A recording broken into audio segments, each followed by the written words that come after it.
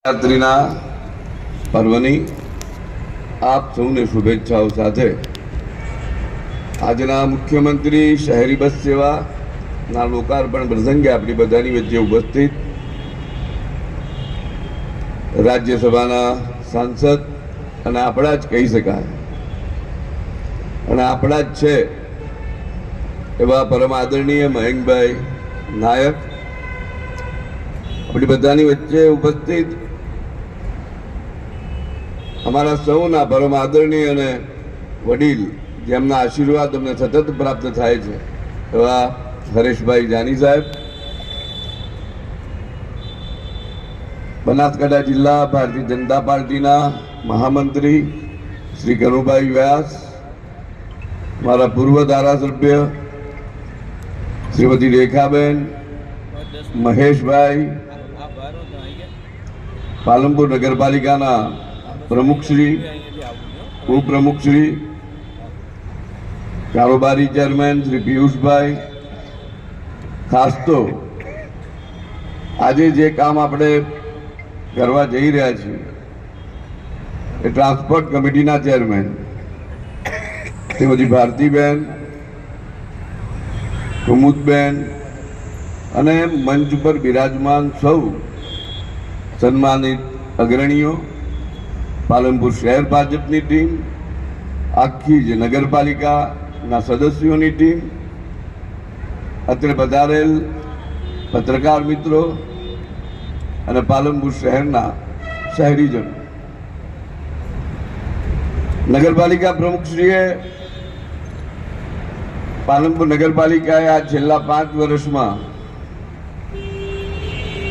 એમને શું શું કર્યું એ બધી જ વાતો ખૂબ ટૂંકમાં રજૂ કરી. હજી માનસરોવરનું લોકાર્પણ આપણી બધાની વચ્ચે આવનારા દિવસોમાં થવાનું છે. સ્ટ્રોંગ વોટરનું ખૂબ જ અગત્યનું કામ જે પાલનપુર શહેરની એક જરૂરિયાત હતી એનું કામ પણ હવે શરૂ થઈ ચૂક્યું છે. આજે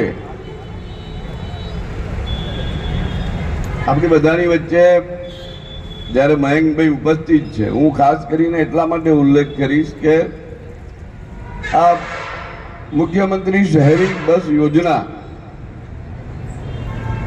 એ શરૂ કરી એના માટે ચીમનભાઈને બધા પ્રયત્નશીલ તો હતા, પરંતુ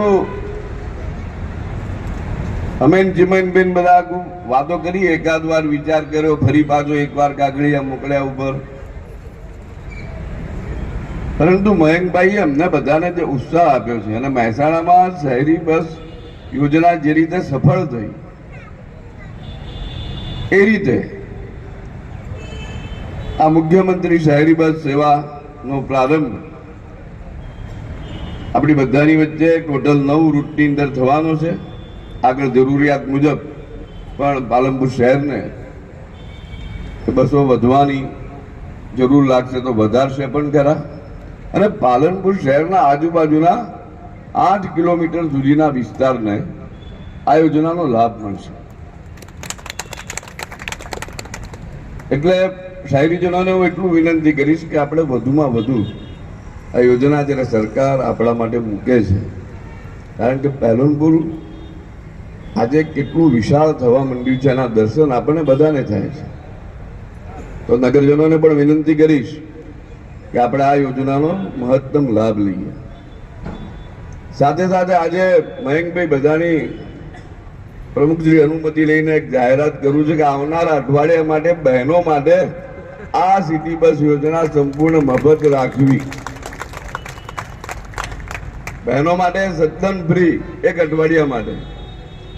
અને બોર્ડની ને એની જે એક્ઝામ આવે છે પરીક્ષા, તો સિટી બસ ના જે સંચાલકો છે એમને કહીશ કે એમની જે પાવતી હોય રિસીપ્ટ જોઈ અને એ વિદ્યાર્થીઓ માટે પણ આ પરીક્ષા પૂરતું ફ્રી રાખવું. આજે જે પ્રારંભ કરવાના છે નગરપાલિકાને ફરીથી અભિનંદન આપીશ કે પ્રારંભની અંદર આપણા વડીલ વિશ્રાંતિ ભવનના વડીલોને આજે એક મહાદેવના દર્શન કરાવી અને એ લોકો પ્રારંભ કરાવવા છે. આ પણ એટલું જ સૂચક છે. પરંતુ આ બધું જ શક્ય છે એનું કારણ માત્ર ને માત્ર આપણા રાજ્ય સરકારની અંદર આદરણીય ભૂપેન્દ્રભાઈ પટેલની ભારતીય જનતા પાર્ટીની સરકાર છે. ઉપર નરેન્દ્રભાઈ મોદી આપણી બધાની ચિંતા કરે છે. એના માટે આ બધું જ અમે લોકો આ નગરની સેવાની અંદર કરી રહ્યા છીએ. એના માટે અમને બધાને જે પ્રેરણા મળે છે એના સ્ત્રોત છે. જેમ કે મયંકભાઈ દિલ્હીમાં બેઠા હોય તો અમારી છાતી આજે ગજગજ ફૂલે કે દિલ્હીમાં આપણા મયંકભાઈ બેઠા છે, ગમે ત્યારે જઈ શકીએ, આપણા પ્રશ્નોને વાચા આપી શકીએ. તો આવનારા દિવસોમાં હજી આ લોકાર્પણો અને એની વચ્ચે આપણે બધા જ મળતા રહીશું, નવી નવી વાતો કરતા રહીશું. મને અહીં જે બોલાવ્યો, મારો જે આદર સરકાર સન્માન કર્યું તે માટે સમગ્ર નગરપાલિકા ટીમનો હૃદયપૂર્વકનો આભાર વ્યક્ત કરું છું.